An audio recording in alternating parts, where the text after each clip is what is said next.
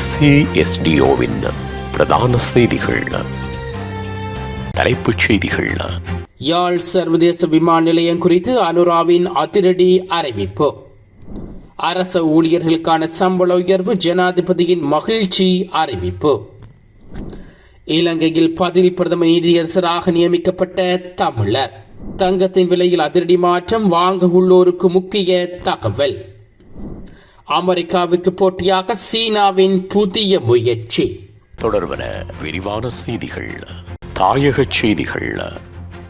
ஹிங்குராங்கொட, சிகிடியா மற்றும் திருகோணமலை உள்நாட்டு விமான நிலையங்களை மேம்படுத்தவும், யாழ்ப்பாணம் சர்வதேச விமான நிலையத்தின் செயற்பாடுகளை விரிவுபடுத்தவும் 1000 மில்லியன் ரூபாய் நிதி ஒதுக்கப்படும் என ஜனாதிபதி அனுகுமார் திசாநாயக்க தெரிவித்துள்ளார். இதற்காக சிவில் விமான போக்குவரத்து ஆணையம் ஈடுபடும் எனவும் ஜனாதிபதி மேலும் சுட்டிக்காட்டியுள்ளார். அத்துடன் அடுத்த ஆண்டில் முதல் பாதியில் கட்டணக்க விமான நிலையம் நிறுத்தப்பட்டு அனைத்து திட்டங்களும் மீண்டும் தொடக்கப்படும் என்றும் அனுகுமார் திசாநாயக்க தெரிவித்துள்ளார். இன்று நாடாளுமன்றத்தில் இடம்பெறும் 2026 ஆண்டுக்கான வரவு செலவு திட்ட உரையின் போது ஜனாதிபதி இந்த விடயத்தை குறிப்பிட்டுள்ளார். அவர் அங்கு மேலும் தெரிவிக்கையில், நீர்வள சுற்றுலா தொழில் வளர்ச்சியடைய செய்வதற்கு 3500 மில்லியன் ரூபாய் ஒதுக்கீடு செய்யப்படும். குறிப்பாக ஹிப்பு தலைப்பகுதியில் சுற்றுலா தலத்தை மேம்படுத்த நடவடிக்கை எடுக்கப்படும். ஊவா மாகாணத்தில் ஹிப்பு தலை உட்பட பல பகுதிகள் சுற்றுலா தலங்கள் மேம்படுத்தப்படும் எனவும் அவர் மேலும் தெரிவித்துள்ளார்.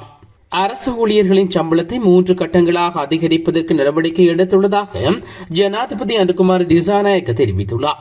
நாடாளுமன்றத்தில் வரவு செலவு திட்ட உரையின் போது அவர் மேற்கண்டவாறு குறிப்பிட்டுள்ளார். நாட்டில் வேலையின்மை வீதம் 4.5 வீதத்திலிருந்து 3.8 வீதமாக குறைப்பதற்கு நடவடிக்கை எடுப்பதாகவும் அவர் மேலும் தெரிவித்துள்ளார்.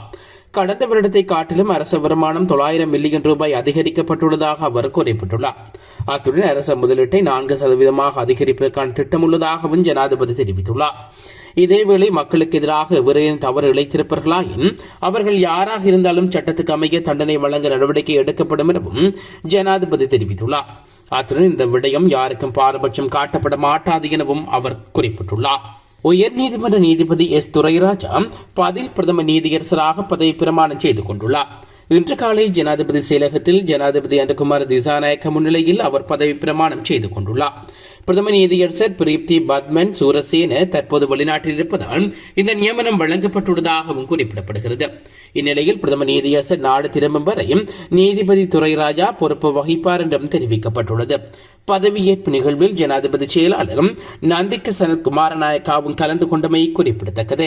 இலங்கையில் கடந்த சில மாதங்களாக தங்கத்தின் விலையானது சற்று ஏற்ற இறக்கத்துடன் காணப்படுகிறது. அந்த வகையில் கடந்த சில நாட்களுக்கு முன்னர் தொடர்ச்சியாக குறைவடைந்த தங்கத்தின் விலையானது இன்று மீண்டும் அதிகரித்துள்ளது. இன்றைய நிலவரத்தின்படி ஒரு அவுன்ஸ் தங்கத்தின் விலை 12,21,714 ரூபாயாக காணப்படுகிறது. அத்துடன் 24 கேரட் தங்கம் 1 கிராமின் விலையும் 43,100 ரூபாயாக பதிவாகியுள்ள நிலையில் 24 கேரட் தங்க பவுன் ஒன்று 3,44,800 ரூபாயாக பதிவாகியுள்ளது. 22 கேரட் தங்க கிராமின் 39,510 ரூபாயாக பதிவாகியுள்ளதுடன் 22 கேரட் தங்க பவுன் ஒன்றும் 3,16,000 ரூபாயாகவும் பதிவாகியுள்ளது. அத்துடன் 21 கேரட் தங்கம் 1 கிராமின் விலையும் 37,720 ரூபாயாக பதிவாகியுள்ள நிலையில் 21 கேரட் தங்க பவுன் ஒன்று இன்றைய தினம் 3,01,700 ரூபாயாக பதிவாகியுள்ளமையும் குறிப்பிடத்தக்கது. உலகச் செய்திகள். சீனாவின் மிகவும் திறமையான விமானம் தாங்கி கப்பலான பூஜின் இன்று உத்தியோகபூர்வமாக சேவையில் இணைத்துக் கொள்ளப்பட்டுள்ளது. இது கடற்படை மேலாதிக்கத்தின் அமெரிக்காவை முந்திக் கொள்ளும் முயற்சியில் சீனாவுக்கு குறிப்பிடத்தக்க முன்னேற்றத்தை வழங்கும் என்று எதிர்பார்க்கப்படுவதாக சர்வதேச ஊடகங்கள் செய்தி வெளியிட்டுள்ளன. சீன ஜனாதிபதி ஜி ஜின்பிங் இவ்வாறு தொடக்கத்தில் ஹனான் தீவில் உள்ள துறைமுகத்தில் குறித்த கப்பலை பார்வையிட்டிருந்தார். பூஜின் சீனாவில் 3வது மற்றும் மிகவும் மேம்பட்ட விமான தாங்கி கப்பலாகும். இதில் 3 வகையான விமானங்கள், ஏவக்கூடிய மின்காந்த கவன்கள் உள்ளதாக சீன ஊடகங்கள் மேலும் தெரிவித்துள்ளது. எம்ஐஎஸ் எனப்படும் புதிய தொழில்நுட்பம் விமானங்கள் அதிக ஆயுதங்களை சுமந்து செல்ல அனுமதிக்கிறது. இதனால் அதிக தொலைவில் உள்ள எதிரிகளை இலக்கு வைத்து தாக்க முடியும் எனவும் ஊடகங்கள் வெளியிட்டுள்ள செய்தி குறிப்பிட்டுள்ளது. சீனா வடிவமைத்துள்ள இந்த கப்பல் அமெரிக்காவுக்கு போட்டியாக இருக்கும் எனவும் எதிர்பார்க்கப்படுகின்றமை குறிப்பிடத்தக்கது. மீண்டும் தலைப்புச் செய்திகள். யாழ் சர்வதேச விமான நிலையம் குறித்து அனுராவின் அதிரடி அறிவிப்பு.